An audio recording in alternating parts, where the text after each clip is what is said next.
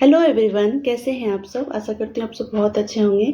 तो अभी जो सबसे ज़्यादा चर्चा का विषय है टीआरई 4.0, जो कि लगभग 2.5 साल से अटका हुआ है और अभी भी बिल्कुल ये अच्छे से क्लियर नहीं हुआ है कि वैकेंसी कब आएगी और एग्ज़ाम कब होगा। लेकिन ये हमेशा कहा जाता है कि वैकेंसी नेक्स्ट मंथ आएगी, वैकेंसी जुलाई में आएगी, वैकेंसी अगस्त में आएगी।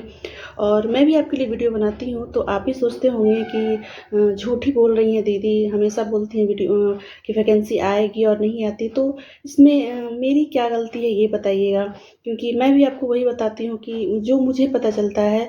मुझे भी लगता है, मुझे भी बुरा लगता है कि इतने दिनों से आप मेहनत कर रहे हैं, तैयारी कर रहे हैं और वैकेंसी नहीं आ रही है, तो बहुत ज़्यादा बुरा लगता है। बहुत ऐसे विद्यार्थी हैं जो कि पढ़ाई छोड़ चुके हैं इस आशा में कि वैकेंसी नहीं आएगी। तो उनके लिए मैं बस इतना ही कहना चाहती हूँ कि अगर आपने इतना दिन इंतज़ार किया है तो कुछ दिन और कर लीजिए। पढ़ाई आप बिल्कुल भी मत रोकिए, क्योंकि पढ़ाई कभी भी वेस्ट नहीं जाती है। और बहुत ऐसे स्टूडेंट हैं जो अभी भी पढ़ाई में लगे हुए हैं कि उनका मानना है कि वैकेंसी ज़रूर आएगी। और ये मैं भी आपको 100% कह सकती हूँ कि वैकेंसी तो आनी ही है। अगर आपने इतना दिन इंतज़ार किया है तो कुछ दिन और कर लीजिए, क्योंकि अभी जो हमारे शिक्षा मंत्री हैं उनका ये बयान आया है कि आपका जो वैकेंसी है वो इसी मंथ जुलाई में आएगा। तो जुलाई में आने वाला है। लेकिन मुझे ऐसा लगता है कि अभी जो है बिहार में ट्रांसफ़र होने वाला है शिक्षकों का। तो ट्रांसफ़र की नीति के बाद ही आपकी वैकेंसी आएगी। उन्होंने कहा है कि जुलाई में आएगी, लेकिन मुझे लगता है कि जुलाई लास्ट या अगस्त फर्स्ट वीक तक आपकी वैकेंसी आएगी। और इसे आप 100% अब मान लीजिए कि वैकेंसी आएगी, क्योंकि उन्होंने क्लियर तरीके से कहा है कि आप अपनी पढ़ाई बिल्कुल भी मत रोकिए, आप मेहनत करते रहिए, आपकी वैकेंसी बहुत जल्द आएगी। तो आप भी इस बात को गांठ बांध दीजिए कि पढ़ाई आपको बिल्कुल नहीं रोकनी है। अगर उन्होंने कहा है वैकेंसी आएगी तो आएगी ही। थोड़ा सा आगे पीछे हो सकता है, लेकिन आप ये सोच के अपनी पढ़ाई बिल्कुल भी मत कीजिए कि वैकेंसी नहीं आएगी, क्योंकि अगर आप पढ़ाई रोक देंगे तो बहुत पीछे हो जाएंगे। और उन्होंने ये भी कहा है कि जो वैकेंसी है वो हर साल आएगी। 20,000 की वैकेंसी उन्होंने कहा है कि अगले 5 साल में 1 लाख टीचर की वैकेंसी हमें भर्ती करनी है। लेकिन जो पहले का हमारा बयान था उनका कि 46,000 वैकेंसी आएगी, तो अभी ये कंफर्म बिल्कुल भी नहीं हो पाया है कि 46,000 वैकेंसी आएगी या 20,000 वैकेंसी आएगी। लेकिन इन दोनों के बीच में ही आएगी। चाहे वैकेंसी 20,000 आए, चाहे वैकेंसी आपकी 46,000 आए, आपको अपनी एक सीट पक्की करनी है तो आपको इसके लिए मेहनत करनी होगी। तो अभी जो बिहार में है ट्रांसफ़र की नीति चल रही है, इसमें लगभग 1 महीने का समय तो लगेगा। उसके बाद ट्रांसफ़र जब बिल्कुल अच्छे तरीके से हो जाएगा तो उसके बाद ये पता चलेगा कि किस स्कूल में कितनी सीट खाली है, किस सब्जेक्ट के कौन से टीचर खाली हैं। और ये बहुत ज़रूरी है, क्योंकि बहुत सारे स्कूल हैं जहाँ पे एक ही सब्जेक्ट के बहुत सारे टीचर हैं और बहुत सारे स्कूल हैं जहाँ पे टीचर की संख्या बहुत कम है। तो इससे क्या होगा ना, ये पता चलेगा कि हम किस स्कूल में कितनी सीट खाली है। और जब ट्रांसफ़र की ये जो प्रक्रिया है वो ख़त्म हो जाएगी, उसके बाद से सारे स्कूल से रिक्तियाँ मांगी जाएगी कि किस ज़िले में कितनी सीट खाली है, किस स्कूल में कितनी सीट खाली है।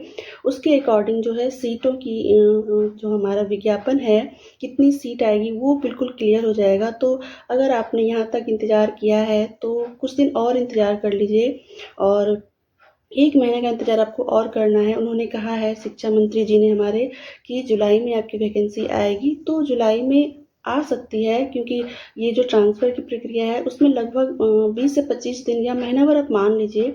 लेकिन लास्ट जुलाई और फर्स्ट वीक अगस्त में आपकी वैकेंसी आ जाएगी और एग्ज़ाम भी आपका 2 से 3 मंथ में हो जाएगा। सितंबर या अक्टूबर में आपका एग्ज़ाम भी हो जाएगा। तो आपने जहाँ इतना मेहनत किया है, जहाँ आपने इतना इंतज़ार किया है, वहाँ कुछ दिन और कर लीजिए। और जिस तरीके से आप अपनी पढ़ाई कर रहे हैं बिल्कुल उसी तरीके से आप अपनी पढ़ाई करिए। और मुझे बहुत बुरा लगता है कि मैं हमेशा आपको बोलती हूँ कि वैकेंसी आएगी फिर नहीं आती है। आपको भी लगता होगा कि मैं झूठ बोल रही हूँ, बट दिल से अगर आप सोचें तो मुझे बहुत बुरा लग रहा है कि आपकी वैकेंसी नहीं आ रही है। इतने दिनों से आप मेहनत कर रहे हैं, आपके साथ-साथ मैं भी मेहनत करती हूँ, क्योंकि मुझे भी टीआरई 4 का एग्ज़ाम देना है प्लस 2 के लिए। तो मुझे भी बुरा लगता है कि कब वैकेंसी आएगी। और थोड़ा-सा जब वैकेंसी नहीं आती है तो हम लोग डिमोटिवेट हो जाते हैं। लेकिन हमें ही करना है, हमें ही सब कुछ करना है, तो मोटिवेट ही हमें खुद ही होना होगा, खुद अपने आप को मोटिवेट करना होगा। आप जो ये तरह-तरह की वीडियो होती है, उसे देखना कम करिए। आप 10 घंटे पढ़ पाते हैं, तो कम से कम पर डे 3 घंटे, 4 घंटे अपनी पढ़ाई करिए। जो सब्जेक्ट आपका वीक है, उसे आप मजबूत करिए। अगर आपने कहीं से कोई कोर्स लिया है, तो उसे आप पढ़िए और वहाँ पे पूरा सब्जेक्ट कंप्लीट करिए। वहाँ से जो नोट्स मिले हैं, आप उसे पढ़िए। और हमेशा मैं कहती हूँ कि एनसीईआरटी बुक को आप पढ़िए, बहुत अच्छे तरीके से पढ़िए।